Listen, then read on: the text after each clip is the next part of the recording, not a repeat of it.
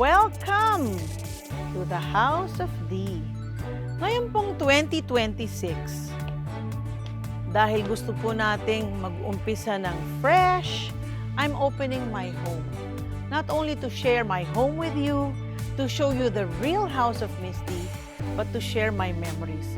Makikita natin dito lahat ng mga alaala, lahat ng mga nangyari, lahat ng mga pusong bumuo ng aming pamilya. Tara, pasok kayo.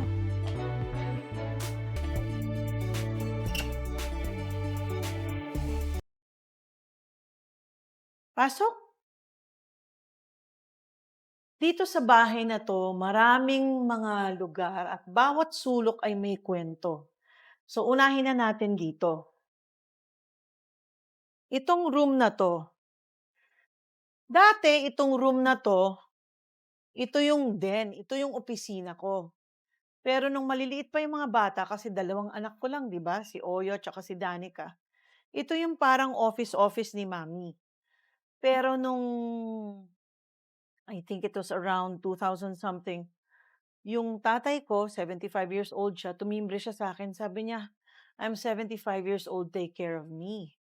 So, dito tumira yung dad ko hanggang sa, yun nga, nagkasakit na siya. So, dati dito, hospital bed.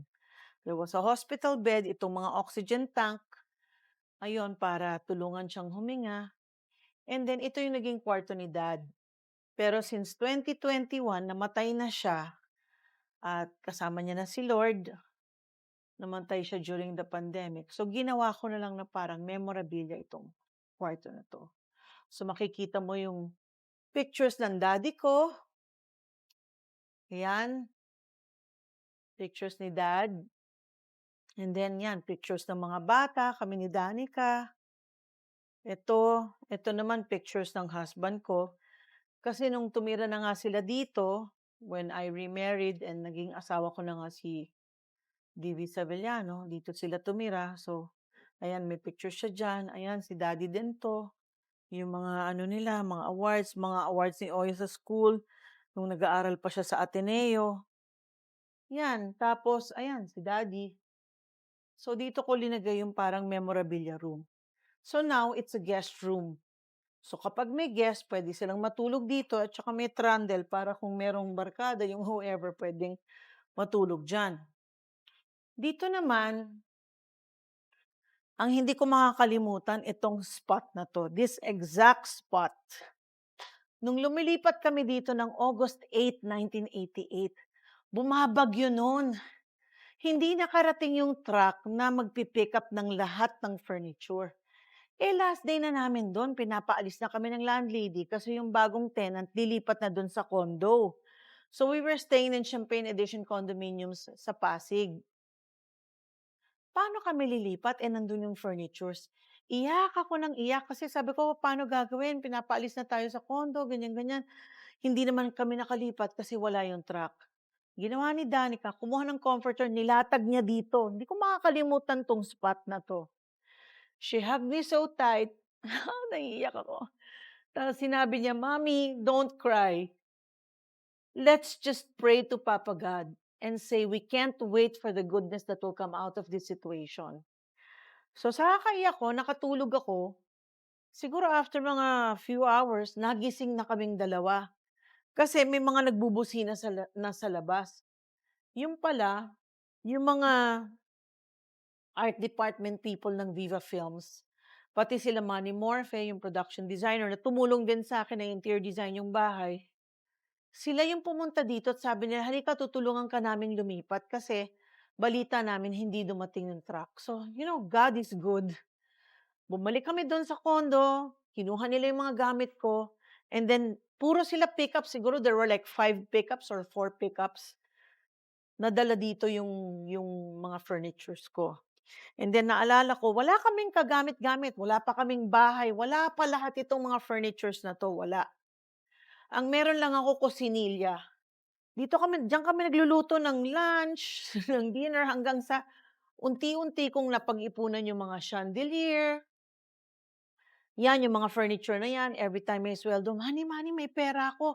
Halika na, bili tayo." O sige, magpapagawa ng kurtina, bibili ng kama, bibili ng mga furnitures. So, unti-unti po naming binuo ito. Pero through time, siyempre hindi na pareho yung mga furnitures. Pero ito, hindi ko 'to makakalimutan kasi this was an old cabinet na kinuha ni Manny. Tas sabi ko, "Anong gagawin ko nito? Napaka-antigo naman, bagay ba 'yan?" Pero ginawa naming lalagyan ng music system. So, nung mga bata pa yung mga bata, hanggang ngayon naman, we sit here and then we enjoy the music, playing music from this. And then nandito lahat yung mga board games na naglalaro kami while, bonding as a family. So, to lahat yung mga CDs namin, mga collection namin, pati yung mga collection ko ng mga CDs ko nung panahon ng Miss D. So, nandyan lahat yan. And then dito yung aming bonding area. So, ayan naman, dito mapunta tayo sa garden. Ayun yung garden ko. Ah, dati kasi mga Indian trees yan, eh. Pero nung naging asawa ko si DB, sabi niya malas daw yung Indian trees. So pinagpuputol niya yung Indian trees, pinalitan niya ng bamboo. Pero kakapa-ano ko lang kasi ng hardinero kasi masyado ng makapal yung bamboo. Sabi nila kasi 'pag hindi mo ninipisan, baka tira ng ahas. So pinanipisan ko yung mga bamboo and yan na ngayon yung garden ko. So kapag Sundays, dito kami nagi-grill. Pagkakain kami ng steak, si O yung tiga-grill. And then, ayan, eto na siya. Halika, akyat tayo sa taas. Papakita ko sa inyo. Originally, this house had only 3 rooms sa taas tapos isang room dito. Pero dyan, sa likod niya, na dati garden yan, ngayon that's my office. And that's also where I do my Inabel Iloco fabrics. And dyan lang nakadisplay siya at the same time it's an office. So, dito naman, ito yung dining area. Mamaya pupunta tayo dyan sa dining area. Tapos, towards that place, yun na yung kusina kung saan napakaraming masasarap na pagkain ang naluto. Ito naman yung bodega ko, hindi na natin papasukin yan. But let's go upstairs. Naalala ko nung mga maliliit pa yung mga bata, bumababa si Oyo tsaka si Danica dito. May dala-dala silang kumot na binalot yung mga damit nila nung napagalitan. Maglalayas! Dahil napagalitan ko, alam mo kung saan sila naglayas? Diyan lang sa den. Diyan sila nagtago. Anyway, ito yung second floor.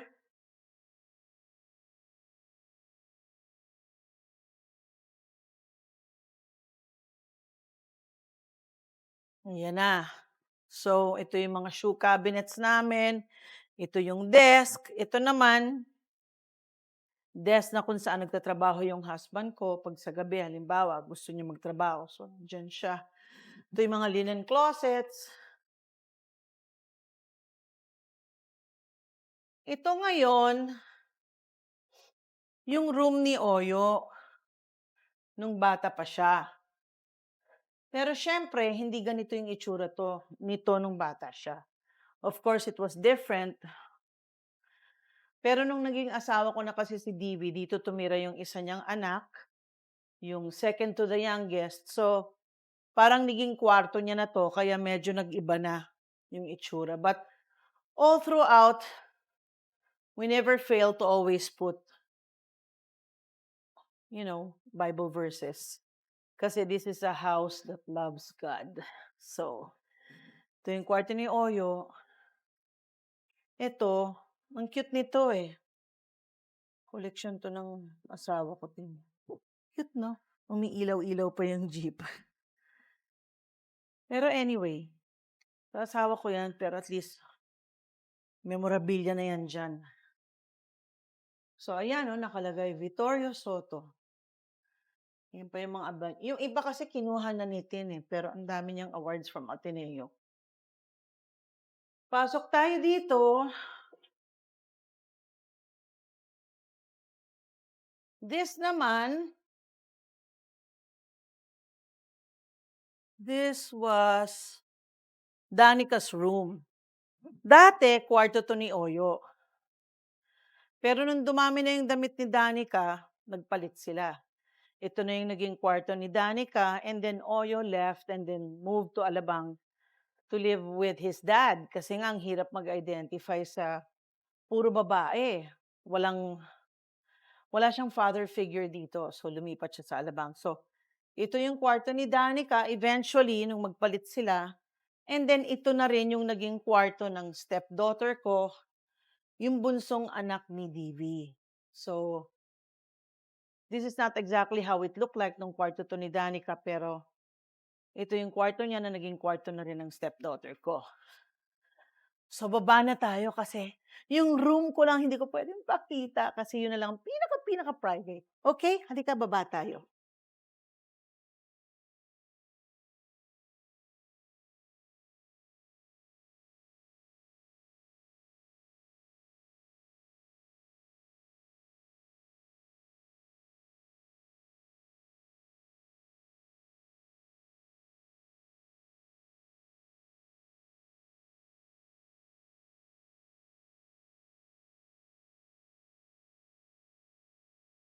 Naalala ko 'to, minsan nagsa-slide pa sila dito sa stairs, 'di ba? Puro kalokohan, eh, kung mahulog, oh, gumaganyan sila dito, nagsa-slide sila diyan. At saka palaging punong-puno ito ng mga gardens kapag Pasko.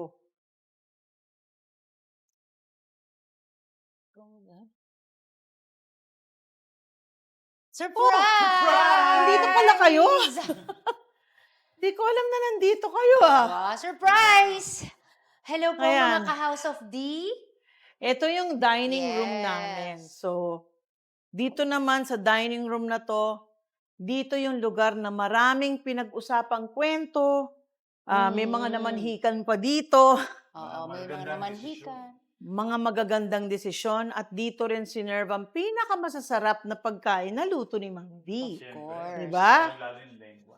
Sabi nga Lengua. nila, kung makakapagsalita itong mga furniture natin dito, marami ni silang secrets na alam tungkol sa ating family. Ito. Siguro, ma, tatanungin kita, ano yung isang memory or pagkain na naaalala mo na madalas iserve? Naalala ko ang pinaka-favorite ninyo is lengua. Yes, lalong-lalo Yung na ako. prawns na Prawns, merong baked baked prawns. prawns na may cheese and everything. Gusto nyo yun. Palaging Oo. ubos yun. Yung mga fall of the bone na prime rib, di ba? Na Yes. steak. Si Mick, gusto Ah, niya yan. yes. Mhm. At saka yung kaldereta. Palagi tayong may kaldereta noon. Iba-ibang luto. Naalala mo, Danica, nung bata ka, di ba kapag Sundays, dati kasi dito, lanay ito. Oh, nung hindi pa siya, Nung hindi stock pa siya room. ginawang, Open pa to, nung open. open pa to, Garden dati. yan, garden, no? Dati garden ito, it was the lanay. So, dito nag-grill. Pag Sundays, magluluto si Danica ng dessert, magluluto din ako ng pagkain, si Oyo mag-grill. Pero, nung pandemya, nasa out of town ako noon na nagte-taping. So, ginawa nilang bodega ito for a while kasi maraming biniling weaves. Walang mapag-istakan. So, dito linagay. Then eventually, nung namatay na nga yung asawa ko recently, ginawa ko na siyang tindahan ko ng mga apel. So, ito na siya. Yeah. Ito na Gaganda. siya. Ang daming mapagpipilian. So, ito na Sabihin yung... na rin natin if they're interested also to check out the items. Diba? Yeah. So, Nag-plug na din ako. La Bonvi. Gawang Pilipino. ito na yung La Bonvi. Ito Of yung mga course. handloom woven items. So, meron din kami mga shoes, bags. So, lahat ng yan. Andyan na yan. So, ano yan? Yung talagang using that, Oo, yung kumbaga hinahabi. Handloom Hab. woven. So, ngayon, hindi na siya Gaganda. lanay. So, tindahan na siya. Ngayon, Ganda nito. ito naman yung kitchen kung saan linuto na Miss D ang mga pinakamasasarap na pagkain. Bea, hindi mo tinanggal yung towel mo dito. Ayan, ito yung lutuan ko. Kasi pati yung lutuan ko, binabalutan ko ng tuwalya para Yeah. hindi dumumi. Dito ako tinuruan ni Mommy D na magluto. Tsaka dito ako lagi kumakain dati. Pagkatapos ng Oo. practice. Oo. At pagkatapos saka ng nung practice. Di ba, parang tumira din yata tayo dito dati, no? Yeah, nung nire-renovate yung Nire-renovate yun, condo. Nung re-renovate. So, yan, ang daming mga nabuo ditong recipes. Marami ng kwento tong stove na 'to. Oo nga, nakikita niyo naman medyo Pero yung ref ko bago na yan, may kaya nga may kaluwaan. sticker pa, eh, kasi nasira yung dati. May question ako. Dito sa bahay mo, ano yung paborito mong puntahan? Or minsan pag umuupo ka dyan, may naalala ka? At ano rin yun, parang ayaw mong puntahan dito sa bahay mo na parang natatakot ka or parang ayaw ko yung lugar na yan o pwesto na yan? Sa ngayon, dati itong favorite spot ko kasi dito ako Kitchen. nagluluto ng pagkain, dito nabubuo yung kwentuhan nating pamilya, dito tayo naglolokohan, nagbabangayan, whatever. Pero ngayon medyo hindi ko 'to masyadong favorite na puntahan kasi naalala ko si Tito Divi nakaupo diyan. Every time nagluluto ako, hindi pa nga luto yung pagkain, nandiyan na siya. Kaya sasabihin ko, "Hindi pa luto, nandito ka na, maghintay ka muna." So, sometimes it makes me cry 'pag nandito ako kasi parang naalala ko siya na nandiyan tapos Yeah. pupunta dito sa likod ko, Titingnan yung titikman yung linuluto o titingnan. So, parang for a while hindi ako makapunta dito, hindi ako nagluluto kasi lagi siya nakaupo diyan. yeah. Tsaka yan ang unang-una kong customer sa mga pagkain. Anyway, Mm. magawi nga tayo dito sa ating living room kung saan marami pa tayong kwento dito sa living room. Ito, Mark, naalala mo kung anong ginawa mo dito sa dining room? Yes. Di ba?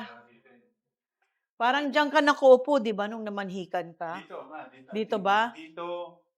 Ako, si Ninong Pardo. Tito Ed. Tito Ed. Tapos ikaw, Danica. Mama mo. Wala si Mama. Wala ba? Nandito si Mama. Andito si Mamang. Mamang, Tito Andito Ed. si Mamang. Daddy Vic doon. Si Vic doon nakaupo, ako nandito as usual. Denden. Dito nga sila Denden. Di ba? Yun yung tinanong-tanong kita. Oo nga, dito ako tinanong-tanong. Actually, ang tibay nito parang buhay pa rin siya. Ilan years na to, Ma? Tagal na nito, since 1988 pa to. Ito, pinagawa ko pa tong precast na base. Pakamahal nito, pinagawa ni Manny Pero Morte parang yan. naano na to. Kaya nga, kailangan yun. kong bumili ng bagong jelly. Ano dyan, Yeah, eh. Ewan ko oo. nga kung saan ba nakakabili niyan. Mm-mm. But anyway, punta muna tayo dito sa sala. Marami pa tayong kwento dito. Oh! Hi, Ma. Nandito na rin kayo. Of course. Ha! Wait, Parang muna hindi yung naman tropa. na-surprise eh. Surprise ba? Ginulat nyo naman ako, biglang nandito kayo. Una kayo yung nag-surprise, tapos ngayon naman sila. Mawawala ba kami? Syempre Pinag-usapan hindi. nyo to? Ayan. Diyos ko. So, ito na. Dito sa sala na to, marami ring naging kwentuhan, maraming naging bonding. Maraming takbuhan sila Danica at Oyo dito. Kwento ko kanina, Danica, yung spot na kung saan mo linagay yung comforter nung hindi tayo makalipat noon kasi hindi dumating yung truck. And then sabi mo, I can't wait Dito for the yun, goodness Ma. yeah. Dito yun. We can't wait for the goodness that will come out of this situation. Papa God, please help us. And I was crying already. Si Oyo, super bata pa si Oyo, wala pa siyang masyadong malay. Natulog lang siya doon sa isang tabi. Si Danica, niyayakap ako dito sa spot na to, comforter. Naalala mo yun, wala pa tong furnitures. Unti-unti nating binuo lahat ng furnitures. Kahit dun sa taas. O, tas ito, di ba Eh, na... dito, Ma, sa sala na to, sino ba dito ang naaalala mo? Sa couch na yan, dito. Parang May mas marami memory ako ka ba? naaalala sa couch na yan. Doon. Halimbawa yan, yung mga Murano na yan, di ba that was the time na... O yung naalala mo nung pumunta tayong Italy, Danica? Di ba yung dinala ko yung mga Murano na yan? Ha? Ayan, yung mga Murano na yan, yung mga glass, ano na yan, decors na yan. Di ba, dinala natin from Italy, isa-isa kong inipon yan. Tapos, halimbawa, yung man and woman na yan na nakahiga, sa ilalim niya, nakalagay pa nga, especially made for Miss Dina Bonnevie. Wow, ang gwapo naman ng waiter natin. Okay, so since kumpleto na Maraming tayo salamat, dito, guys, Mark. Ma, may question ako sa'yo kasi kumpleto na tayo, masarap yung kwentuhan.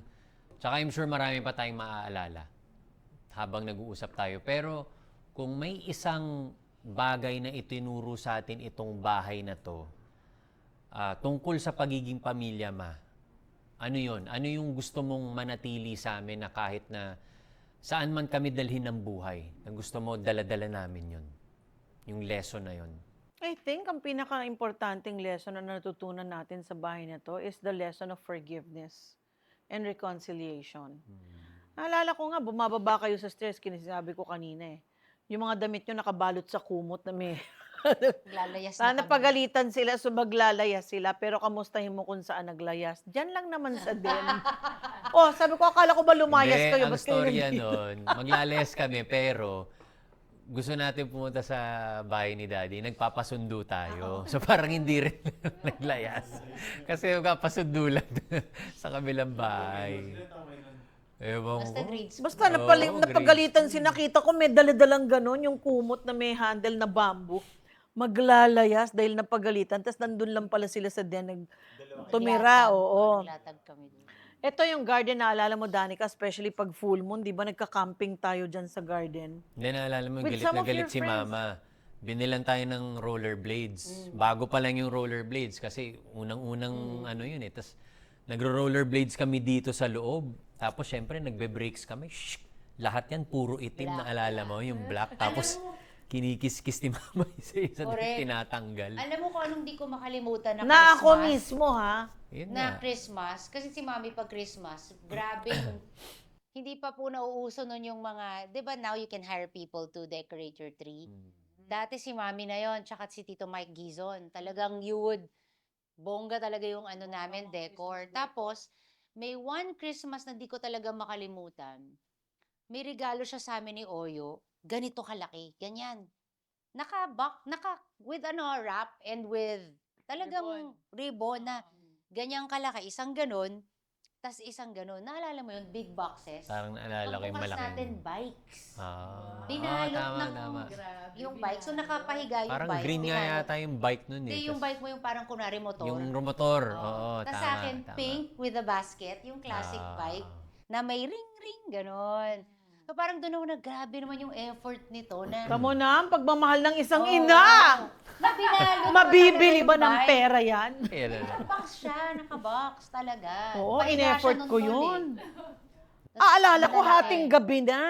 Inayaan ko muna silang matulog. Tapos, alam mo, every Christmas, I never have the gifts wrapped. I wrap them personally. Kasi, pati yung mga binigay ko sa inyong Christmas gift, kasi, nabigay ko na ba yung gift mo? Hoy! Bea, nasa na yung Grabe regalo si ni Bea. Aya? Alam mo yung mga tao, isa-search na nila. Naku, si Bea. Hindi, alam mo kung bakit? Kasi parang sa akin, kasama sa gift ko yung pagmamahal na ako mismong nag-wrap Hindi ako ng magagawa, gift. eh. 'Di ba? Hindi ko So, Pero grabe yun. nga yun. Ano pa naalala mo? Tas Naku, yung pink, sobrang pink daming Christmas memories tree. dito.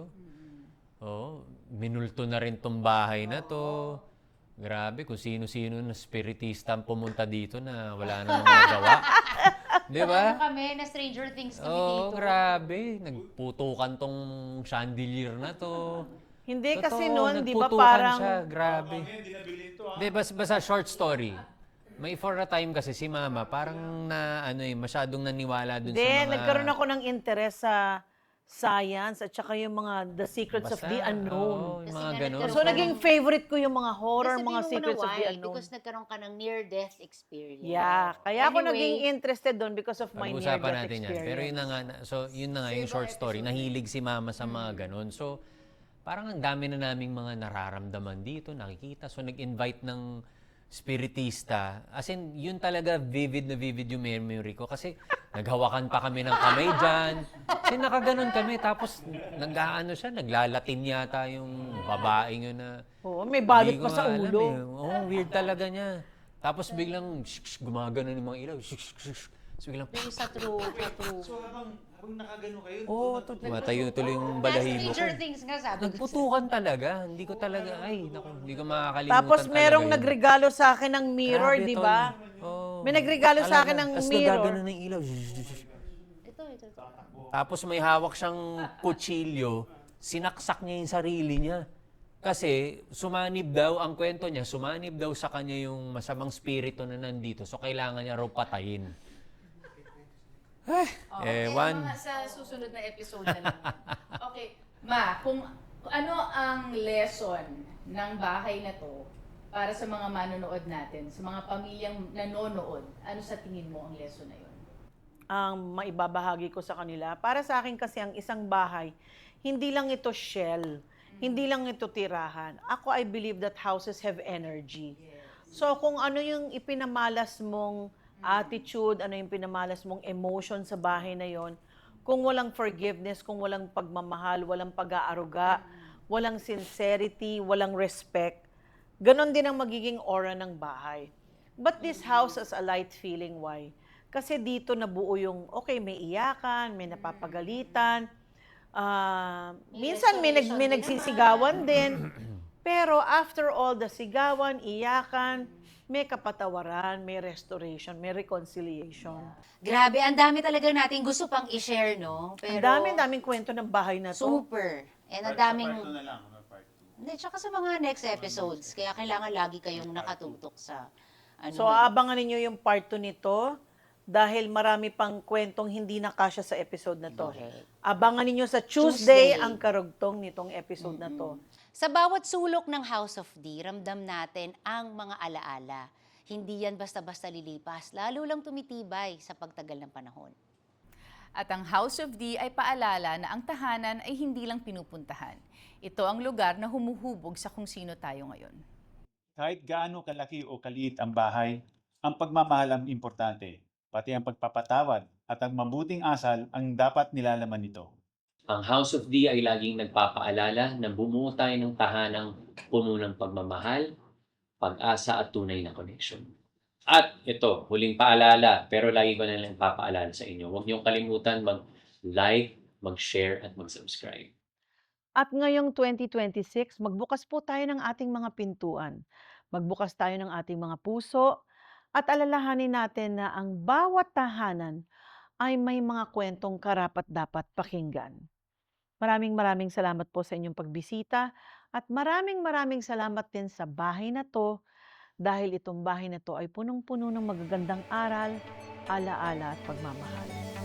Because dito sa House of D, You are family!